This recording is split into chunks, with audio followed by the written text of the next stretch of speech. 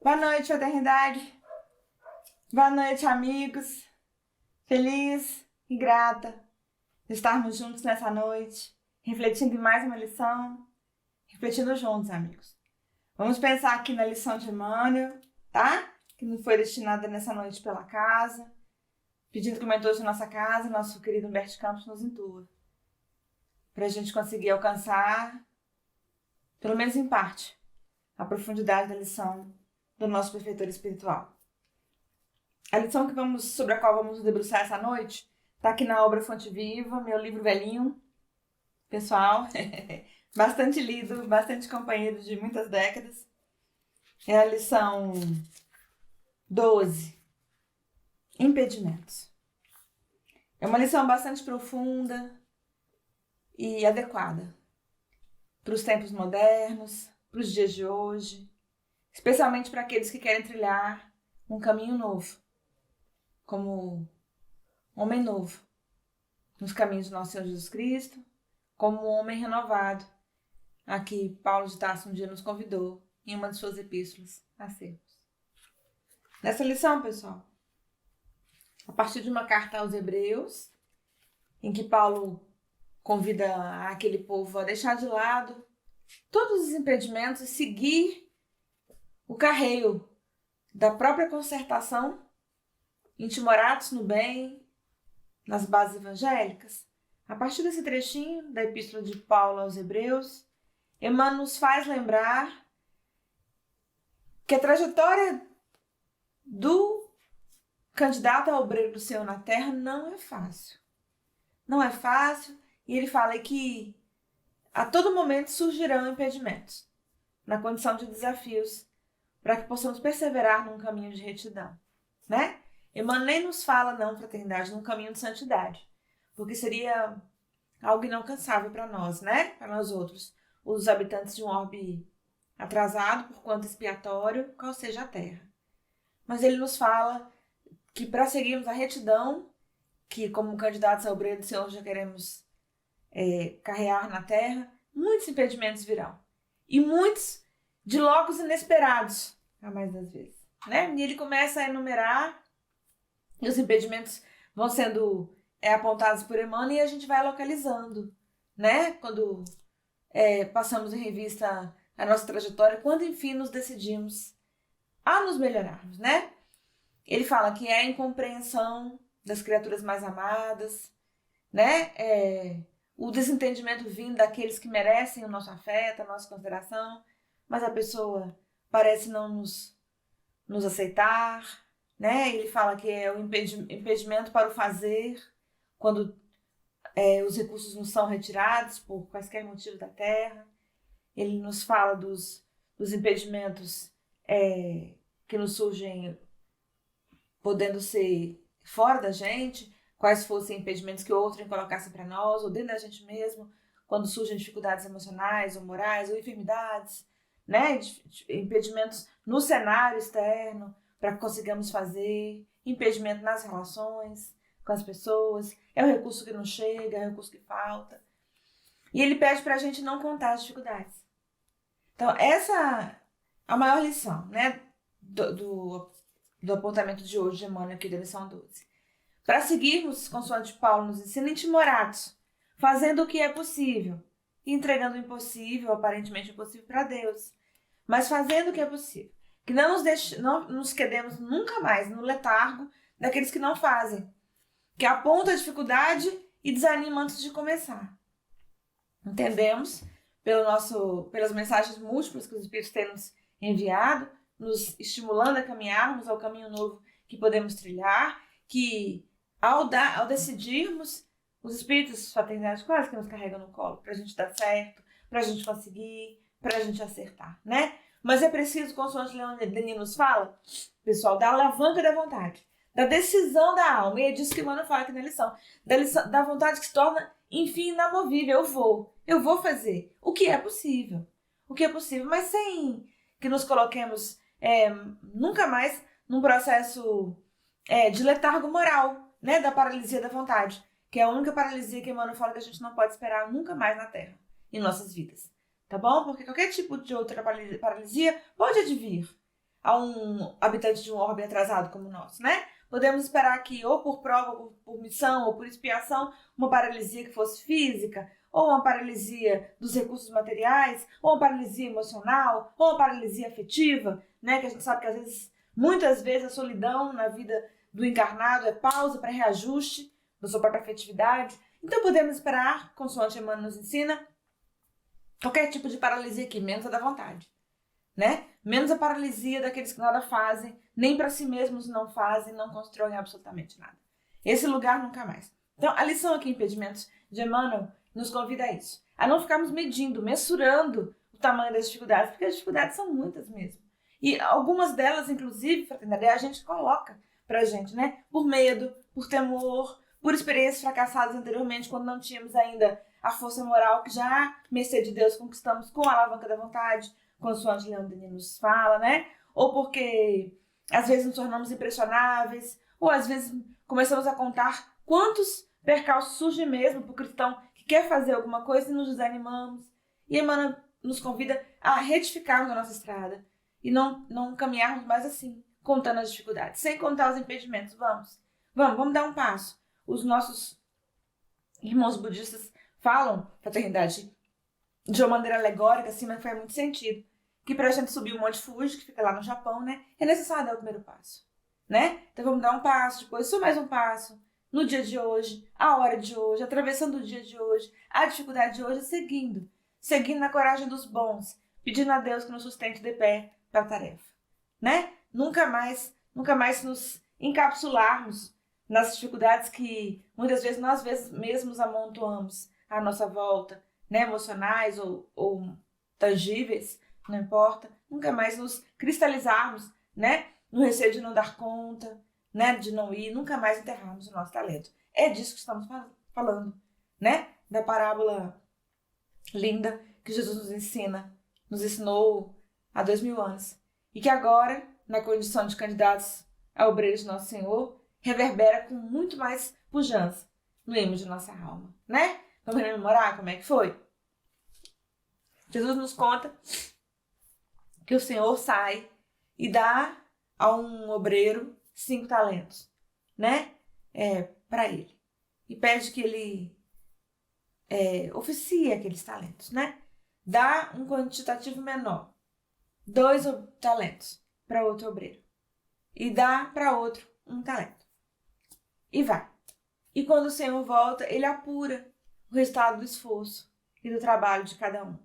E aquele que tinha 5 e aquele que tinha 2, eles multiplicam e alcançam uma dezena, e alcançam o dobro, e o Senhor fica tão feliz e pede que eles sigam para o reino do Senhor. Mas há aquele que havia recebido só 1 talento. E esse, né, medroso do que poderia acontecer, ele enterrou o talento.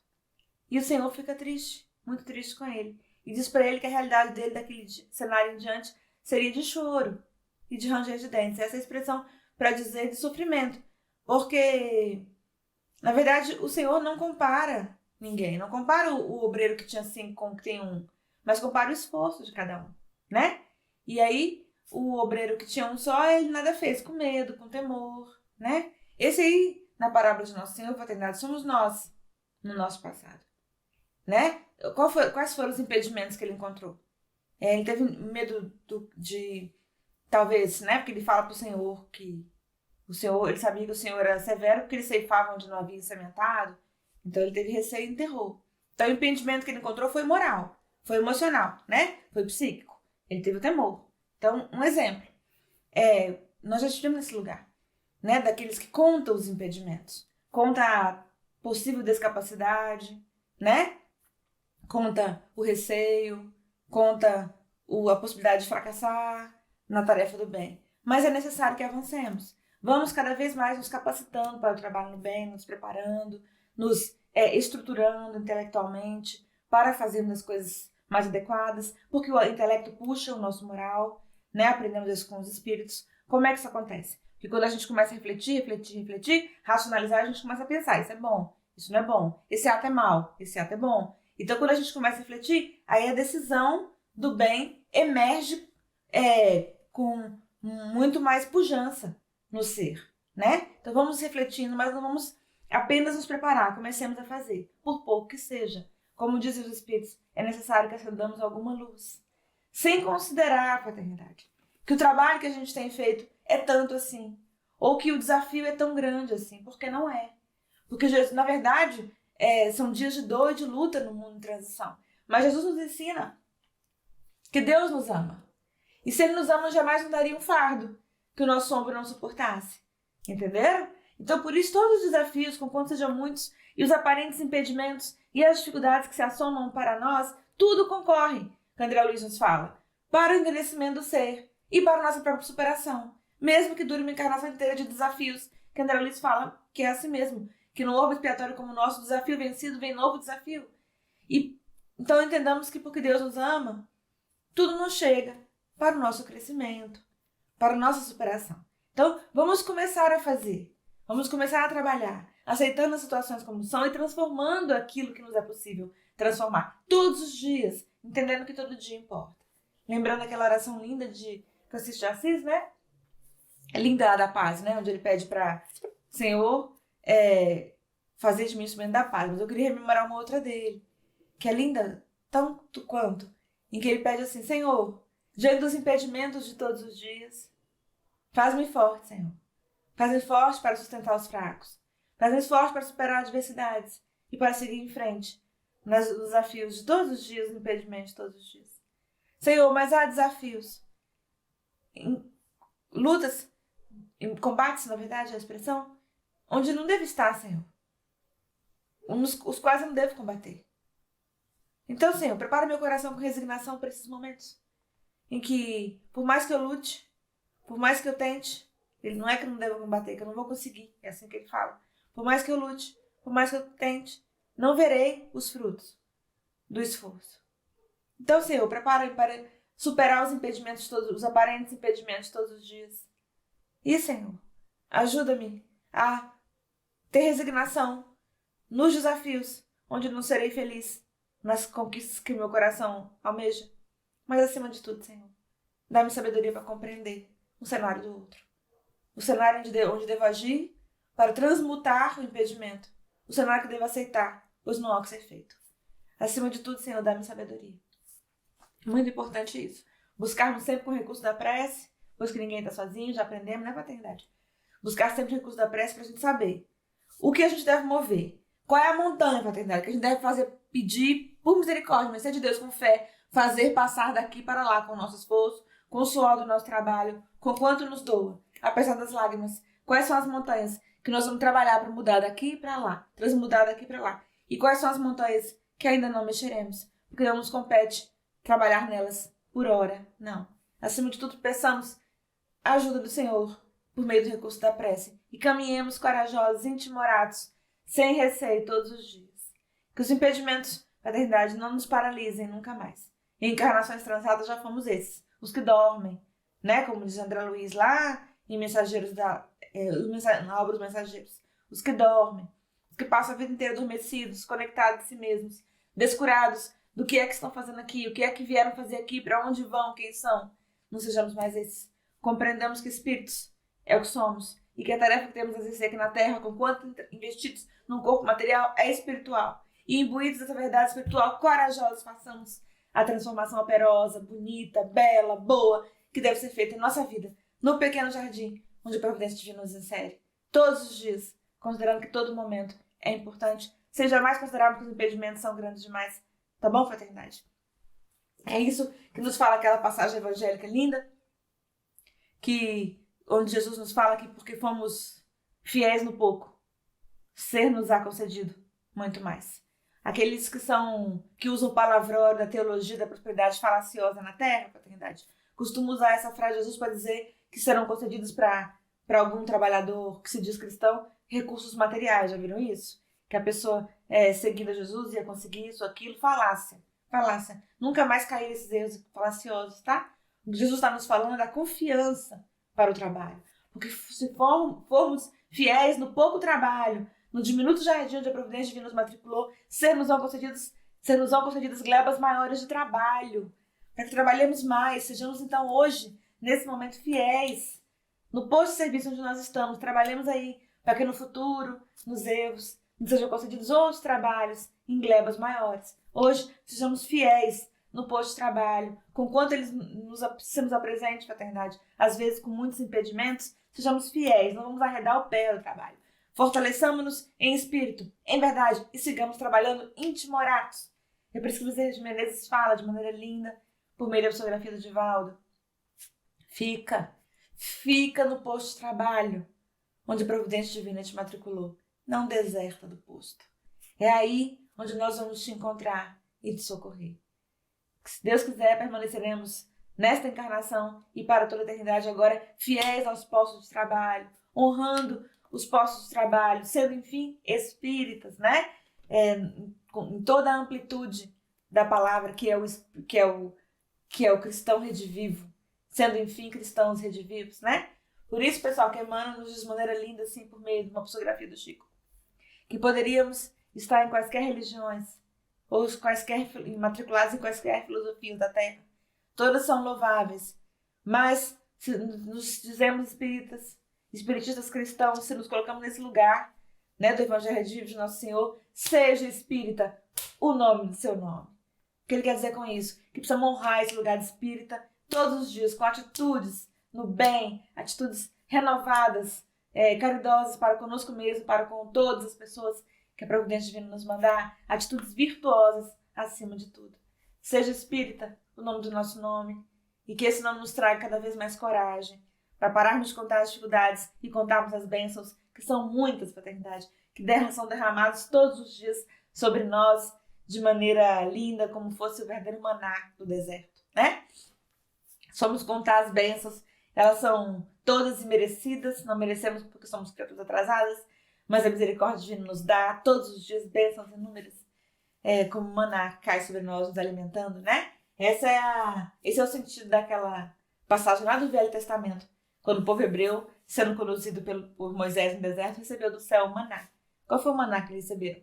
Foi as tábuas da lei, né? Que foi a primeira orientação espiritual de grande porte que um povo recebeu em coletividade, né? Esse é o maná do deserto. E nós temos também caindo do céu sobre nós a terceira grande revelação espiritual da Terra, o nosso espiritismo consolador, que caiu sobre nós como um presente. O maná, façamos valer a pena.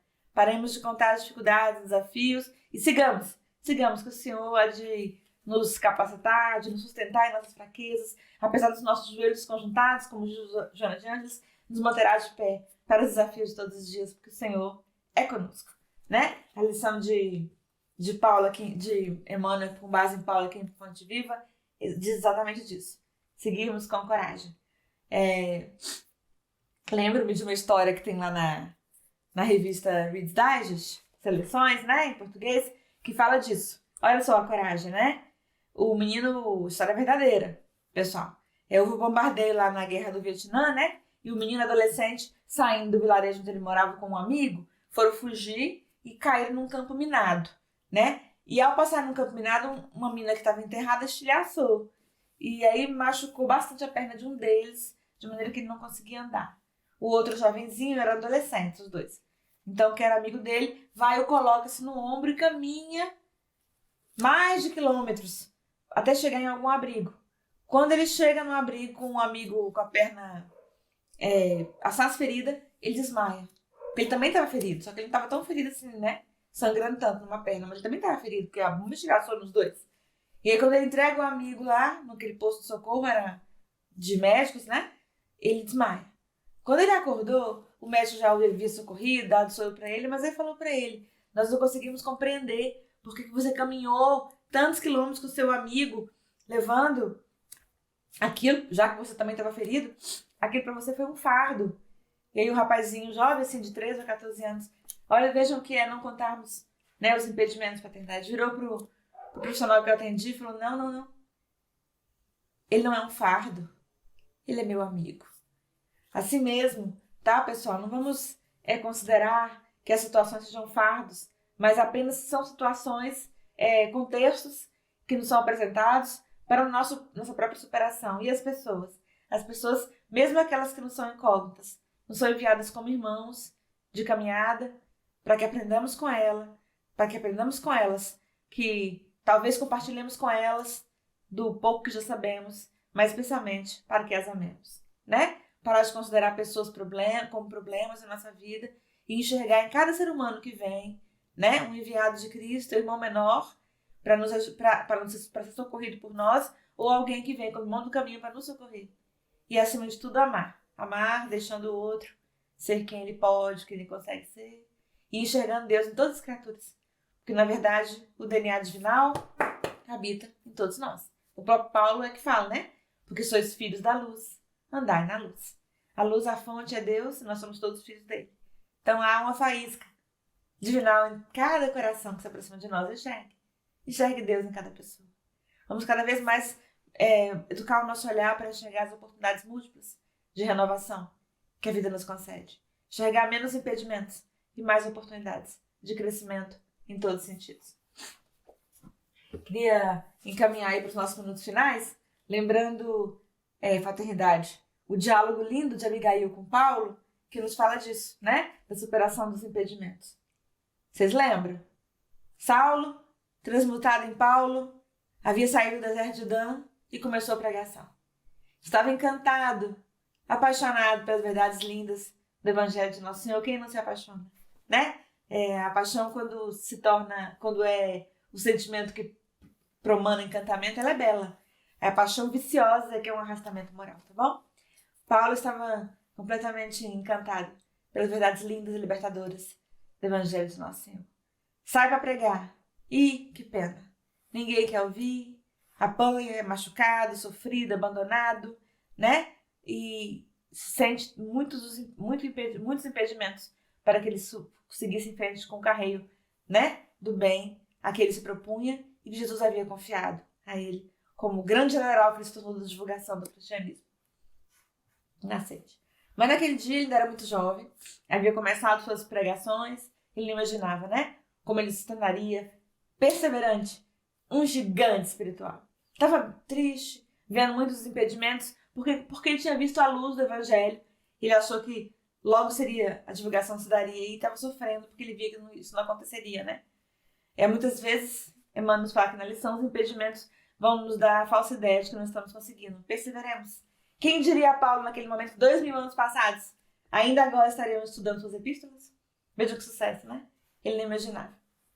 E ele se recolhe, então, após um dia sofrido em Damasco, quando ele houvera sido abandonado por todos, né? A família havia se desertado da cidade, os amigos fingiam que não o conheciam, tinham-no como louco, foi expulso, e aí chorava nas imediações de Damasco, dando uma gruta. Chorava as dores físicas, depois que vinha apanhando muito, chorava especialmente as dores morais, né? Muitos dos impedimentos.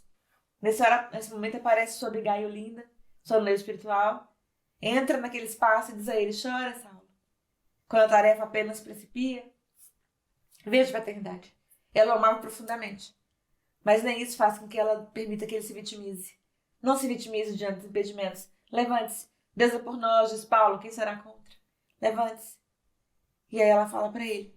Aí ele quer contar das dificuldades, que são muitas, dos impedimentos, que são muitos. E ela fala: trabalha, Saulo, trabalha. Necessário, tá? Fraternidade, dias difíceis, dias de luta, impedimentos muitos, siga trabalhando, não para de trabalhar. Lembra, aquele lugar do letargo moral não nos comporta mais, mercê de Deus. Trabalhemos, mesmo que seja difícil. E aí, então, ele ouve isso, o convite dela, da sua noiva amada, ao trabalho. E aí ele fala para ela: mas Abigail, parece que não frutifica, parece que não prospera, porque ele estava jogando a semente do evangelho, mas ele estava vendo que em muitas cidades estava muito difícil construir uma pequenina comunidade que fosse. Parece que não prospera. E ela olha para ele com os olhos do amor. Necessário olharmos para todos, tá? Fraternidade com os olhos do amor. E diz: espera, Saulo, espera. Naquele momento ela lecionava para ele a ciência da paciência. A paciência é a ciência de esperar. E aí ele compreende, naquela fala linda dela, que não competia ele a colheita, mas apenas a insementação. Nos cenários difíceis, fraternidade que estivermos, insementemos, especialmente com a nossa vivência, com menos palavras e com mais vivência. Tá bom? O Espírito de Verdade nos fala, lá no Evangelho, Nosso Senhor Jesus Cristo, né?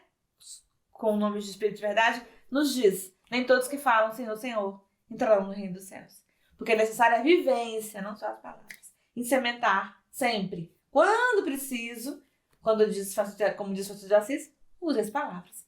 Mas em sementar sempre a partir da evangelização vivida, do trabalho operoso, bom, do fazer, do exemplificado, do se esforçar e da renúncia. Espera, Saulo.